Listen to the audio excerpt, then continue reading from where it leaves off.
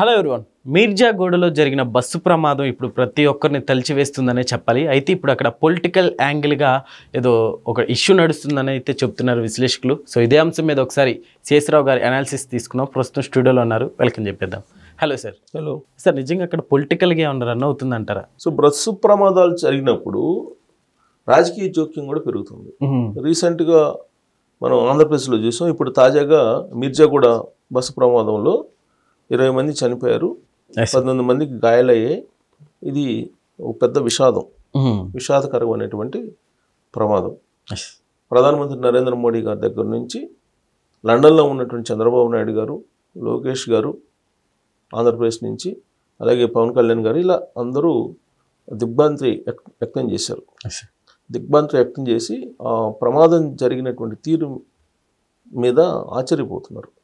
కారణం ఏంటి అని అంటే, యాక్చువల్గా రోడ్డు వైడనింగ్స్ అనేవి చాలా కాలం నుంచి జరుగుతున్నాయి. యునైటెడ్ ఆంధ్రప్రదేశ్ ఉన్నప్పటి నుంచి రోడ్డు వైడనింగ్స్ జరుగుతున్నాయి. ఇప్పుడు ఈ ప్రభుత్వం వచ్చిన తర్వాత రోడ్డు వైడనింగ్ వేగంగా చేస్తూ ఉన్నారు. ఇది విడిపోయినటువంటి తెలంగాణలో. ఆ క్రమంలో మీర్జాగూడ వద్ద నేరో రోడ్డు ఉంది, దాన్ని వైడన్ చేయాలనేది స్థానికుల నుంచి చాలా కాలం నుంచి వినిపిస్తుంది డిమాండ్. అలాగే ఆ రోడ్డు గోతులమయంగా ఉంది. ఆ రోడ్డును బాగు చేయడంతో పాటు మీరు ఆ రోడ్డుని వైడన్ చేయండి అని చెప్పారు. చాలా వరకు వైడన్ చేశారు, కానీ ఒక పార్ట్ వరకే వైడన్ చేయకుండా ఆపేశారు. దానికి కారణం ఏంటంటే, లోకల్గా ఉండేటువంటి ఒక బలమైనటువంటి లీడర్ అడ్డుకున్నారు. ఆ కారణంగానే ఇప్పుడు ఎక్కడైతే ప్రమాదం జరిగిందో ఆ స్పాట్ దగ్గర ప్రమాదాలు తరచూ జరుగుతున్నాయి. దాన్ని బ్లాక్ స్పాట్ అని చెప్పి అక్కడ ఉండేటువంటి స్థానికులు కూడా చెప్తూ ఉన్నారు. ఆ రోడ్డు వైడనింగ్ అంతా రోడ్డు మొత్తం చేసినప్పటికి కూడా అక్కడ మాత్రం చేయలేకపోతుంది. దానికి కారణం ఏంటంటే, బలమైనటువంటి ఒక మాజీ మంత్రి, ప్రస్తుతం కీలకంగా ఉన్నటువంటి బీఆర్ఎస్ పార్టీకి సంబంధించినటువంటి లీడరు అడ్డుపడుతున్నారు. కాంగ్రెస్ పార్టీ వాళ్ళు ఆ లీడర్ కోసం ఆ రోడ్ వైడనింగ్ని అక్కడ ఆపేశారు. అంటే దాంతో అక్కడ ప్రమాదాలు జరుగుతున్నాయి. ఇదొక్క ప్రమాదం కాదు, తరచూ ప్రమాదాలు జరుగుతుంది. దానికి అక్కడ బ్లాక్ స్పాట్ అని పేరు పెట్టారు. అందుకే ఇవాళ ప్రమాదం జరిగిన తర్వాత అక్కడ ఉండేటువంటి లోకల్ ఎమ్మెల్యే యాదయ్య ఆయన వస్తే నిరసన వ్యక్తం చేశారు. అలాగే మాజీ ఎంపీ, ప్రస్తుతం బీజేపీ లీడర్ కొండా విశ్వేశ్వరరెడ్డి గారు అక్కడికి వచ్చారు. ఆ తర్వాత సబితా ఇంద్రారెడ్డి గారు, బీఆర్ఎస్ పార్టీ ఎమ్మెల్యే, ఆవిడ వచ్చారు.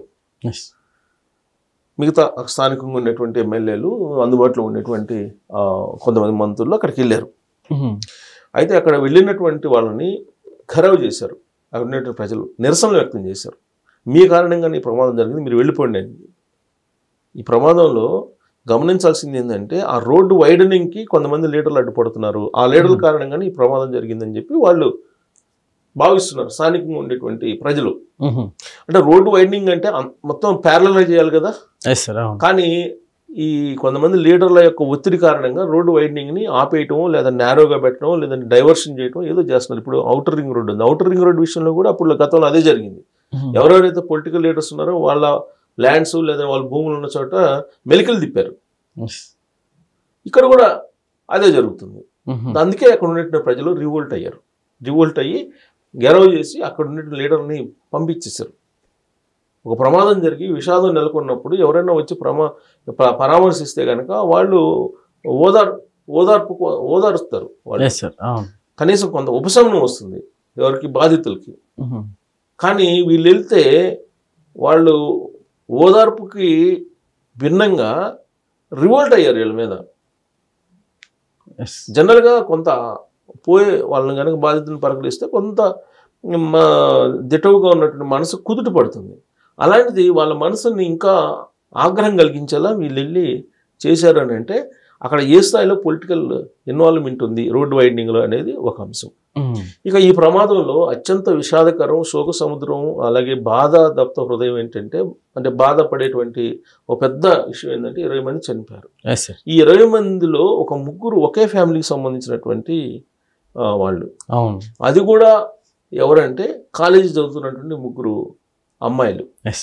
వాళ్ళలో ఒకళ్ళు సాయి, నందిని పేరుంది, సాయి, నందిని, తనూజ, తనుష, సాయి, నందిని, ఇలా ముగ్గురు అమ్మాయిలు ఒకే కుటుంబానికి సంబంధించినటువంటి వాళ్ళు హైదరాబాద్లో చదువుతున్నారు. హైదరాబాద్ కోటి కాలేజీలో చదువుతున్నారు. ఒకళ్ళు MBA, ఇంకొక అమ్మాయి ఏమో సెకండ్ డిగ్రీ, ఇంకొక అమ్మాయి ఏమో ఫస్ట్ ఇయర్ డిగ్రీ చదువుతున్నారు. ఈ ముగ్గురు 15వ తారీఖున మ్యారేజ్ జరిగితే, సిస్టర్ వాళ్ళ బంధువులు మ్యారేజ్ జరిగితే ఆ మ్యారేజ్కి తాండూరు వెళ్ళారు. తాండూరు వెళ్ళి తాండూరులో ఆ మ్యారేజ్కి ఉండి, ఆ తర్వాత ఈరోజు మండే కాలేజీకి అటెండ్ కావడానికి వాళ్ళు బయలుదేరారు ఈ బస్సులో, తాండూరు హైదరాబాద్ బస్సులో.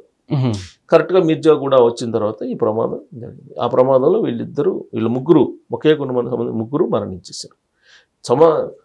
ఒక డ్రైవరు, కారు డ్రైవరు నలుగురు అమ్మాయిలు అయితే నలుగురు అమ్మాయిల్లో ఒక అమ్మాయికి మ్యారేజ్ చేశారు. మిగతా ముగ్గురు అమ్మాయిలను చదివించుకుంటున్నాడు హైదరాబాద్లో ఉండి. అతని పాపం కష్టం. ఇప్పుడు వీళ్ళు చదువుకొని ఎదిగి స్థిరపడి ఆయన ఏదో చూసుకుంటాడని పాపం అది కష్టపడుతుంటారు కదా పేరెంట్స్. ఇప్పుడు వాళ్ళ ముగ్గురు ఒకేసారి చనిపోయారు. పాపం అతను కష్టపడి ఫీజులు కట్టి చదివించాడు. ఒకే కుటుంబంలో ముగ్గురు కుమార్తెలు చనిపోతే ఆ తండ్రి వేదన మనం అసలు వర్ణించలేము. అలాగే అఖిలారెడ్డి అని ఇంకొక అమ్మాయి, MBA చదివే అమ్మాయి, ఆ అమ్మాయి రోడ్డు ప్రమాదంలో చనిపోయింది. ఒక 20 మంది చనిపోయారు. చిన్న పాప కూడా చనిపోయింది. 20 మంది చనిపోయారు. స్పాట్లో 20 మంది చనిపోయారు. 19 మంది గాయాల పాలైతే వాళ్ళని గాంధీ ఆసుపత్రికి, ఉస్మానియా ఆసుపత్రికి తరలించారు. హెల్త్ ఎమర్జెన్సీ ప్రకటించినప్పుడు ఏ విధంగా అయితే చర్యలు తీసుకుంటారో ఆ విధమైన చర్యలు తీసుకోండి అని చెప్పి తెలంగాణ ముఖ్యమంత్రి రేవంత్ రెడ్డి గారు అధికారులకు ఆదేశాలు జారీ చేశారు. సార్ యాక్చువల్లీ ఇప్పుడు అంటే కంకర లారీ బస్సును ఢీకొంటే ఇంతమంది చనిపోవడం చాలా ఆశ్చర్యంగా ఉందనే చెప్పాలి సార్. అసలు అక్కడ జరిగింది అదే. అక్కడ జరిగింది ఏంటి, బస్సు తాండూరు నుంచి హైదరాబాద్ వస్తుంది. దాని ఎదురుగా టిప్పర్, కంకర వేసుకొని టిప్పర్ వస్తుంది. ఎదురుగా ఎక్కడ వస్తుంది అంటే రాంగ్ రూట్లో వస్తున్నాడు. రాంగ్ రూట్లో ఎందుకు వస్తున్నాడు అంటే నేరో రోడ్ ఉంది, ప్లస్ గోతులమయం. అప్పటి వరకు వన్ వే ఉన్నది కాస్త నేరో రోడ్ కావడంతో నీకు ఎదురుగా ఆ టిప్పరు వచ్చేసి టిప్పర్ను తప్పించేటువంటి క్రమంలో డ్రైవరు ఇట రైట్కి తిప్పాడు వెహికల్ని. సపోజ్ ఇక్కడ నుంచి టిప్పర్ వస్తుంది, ఇటు బస్సు వస్తుంది, జనరల్గా రైట్కి తిప్పుతారు కదా. ఆ టిప్పర్ పైకి రాగానే కొంచెం రైట్కి తిప్పి తప్పించుకోనే ప్రయత్నం చేశాడు. ఆ చేసినటువంటి క్రమంలో బస్సు ఇలా తిరిగింది. టిప్పర్ వచ్చేసి మొత్తం ఎక్కడికి వచ్చింది. ఈ సైడ్ మొత్తం మీకు ఎంతమంది ఉన్నారో అంతమంది స్పాట్ డెడ్ అయ్యారు. అలా జరిగింది ప్రమాదం. సరే, ఈ ప్రమాదం జరిగింది ఓకే. ప్రమాదం వెనకున్నటువంటి కారణాలు ఏంటి, మళ్ళీ పునరావృతం కాకుండా చర్యలు తీసుకోవాల్సిన బాధ్యత ప్రభుత్వం ఉంది. ఇప్పుడు 5 లక్షలు ఎక్స్గ్రేషియా వాళ్ళు ఇవ్వాలని చెప్పి ప్రకటించారు. ఎవరు చనిపోయినటువంటి కుటుంబీకులకు 5 లక్షల రూపాయలు సహాయం చేయాలని తెలంగాణ ప్రభుత్వం ప్రకటించింది.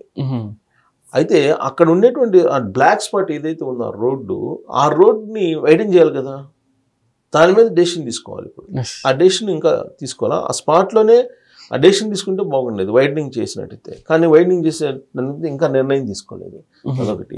అలాగే ఆంధ్రప్రదేశ్లో మొన్న బస్సు జరిగింది, కావేరీ బస్సు ప్రమాదం జరిగినప్పుడు కూడా అక్కడ కూడా సజీవ దహనం అయ్యారు. 20 మంది సజీవ దహనం అయ్యారు, మిగతా వాళ్ళు క్షతగాత్రులు చాలామంది అయ్యారు. దానికి కారణం ఏంటి, ఎవరు కారణం? తెలంగాణ ప్రభుత్వం. ట్రావెల్ పర్మిషన్ ఇచ్చింది తెలంగాణ ప్రభుత్వమే. తెలంగాణ వల్ల అంతే. తెలంగాణ ప్రభుత్వం దగ్గర ట్రావెల్ పర్మిషన్ తీసుకున్నారు. డయూ డామన్ దగ్గర మీకు దానికి రిజిస్ట్రేషన్ చేయించుకున్నారు. ఆంధ్రప్రదేశ్ ప్రభుత్వం ఏం లేదు. కానీ ఆంధ్రప్రదేశ్ సరిహద్దుల్లో ఆంధ్రప్రదేశ్ రోడ్ల మీద జరిగింది అక్కడ. సో దానికి రకరకాల కారణాలు చెప్తూ ఉన్నారు. దానికి నకిలీ మద్యాన్ని జోడించారు, పొలిటికల్ యాంగిల్ కలిపారు అక్కడ వైఎస్ఆర్ కాంగ్రెస్ పార్టీ. ఇక్కడ కూడా పొలిటికల్ యాంగిల్ యాడ్ అయ్యింది ఈ ప్రమాదానికి. సో పొలిటికల్ యాంగిల్ యాడ్ అయ్యింది అని అంటే ఇలాంటి ప్రమాదాలు జరిగినప్పుడు ఎవరైతే దానికి కారకులో వాళ్ళు తల దించుకోవాలి. ఖచ్చితంగా కొన్ని కోట్ల రూపాయలు సంపాదించుకుంటున్నారు అవినీతి సొమ్ము పొలిటికల్ లీడర్స్. ఆ రోడ్డు వైండింగ్కి కొంత పోతే ఏమైంది, వాళ్ళకి సంబంధించింది రోడ్డు వైండింగ్ చేసుకోవాలి కదా. పొలిటికల్ లీడర్కి సంబంధించినటువంటి వాళ్ళే పొలిటికల్ ఒత్తిడి కారణంగానే అది ఆగిపోవటం అనేది. అందుకన్నా తలదించుకునే కార్యక్రమం ఇంకోటి ఉంటుంది. Yes sir. Okay sir, thank you.